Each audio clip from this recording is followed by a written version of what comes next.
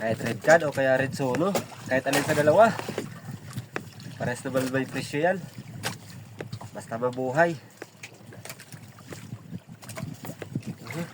Sabi lakas ang agos sa ibabaw.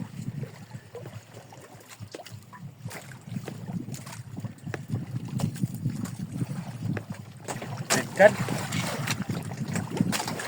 Oh.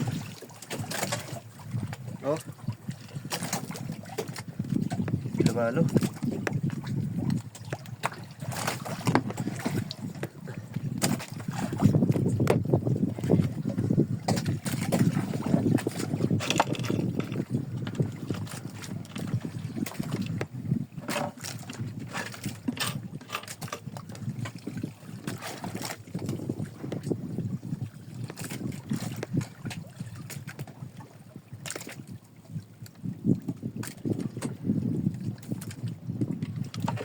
Good size na rin to. 1 kilo hen.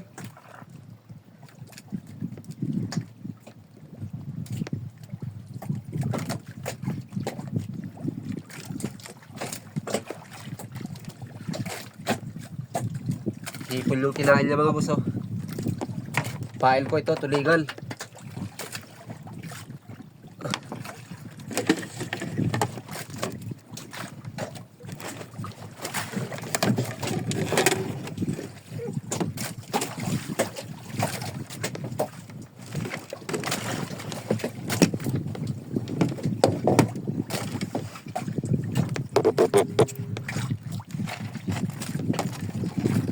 Lalalibal ko lang yung PC mga boss dahil labas yung mata para makompress na maayos.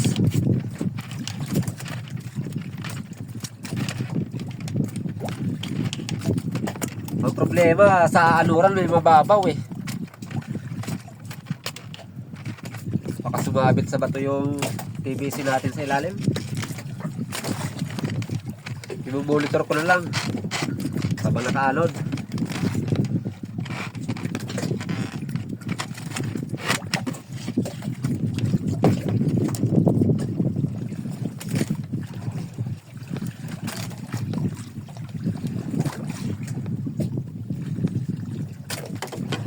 Papunta kasi dyan mga boss yung agos oh. Eh malapit na sa gilid. Sa nagtatanong paano daw nakakapasok yung isda dito sa PVC. Kala niya siguro trap to. Ito yung panghuli ng isda ng lapu-lapo. Hindi ito panghuli boss. Ano lang to? Kompresan. Lagayan ng lapu-lapo pagkatapos ko mahuli. Binabalik ko sa dagat para makompress at makondisyon. Dahil mahal ang presyo ng buhay ng red solo mga boss. O lapu-lapo. Dahil tatanong kasi sa akin, paano daw nakakapasok yung isda dito sa PVC ko. Pakita ko sa iyo boss ha. Kung nakompress na yung isda, kung nakondisyon na. Tatanong lang naman. Paano daw nakakapasok dito yung isda. Yan mga boss oh. Red card to. Yan oh. Oh.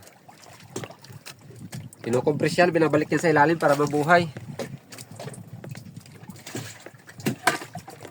Hello. Kita ko boss. Lagyan ko muna ng babit yung isda dahil nakalitaw.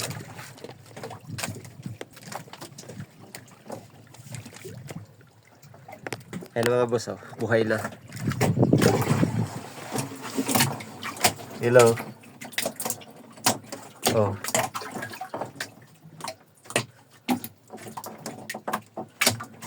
Red card. Oh.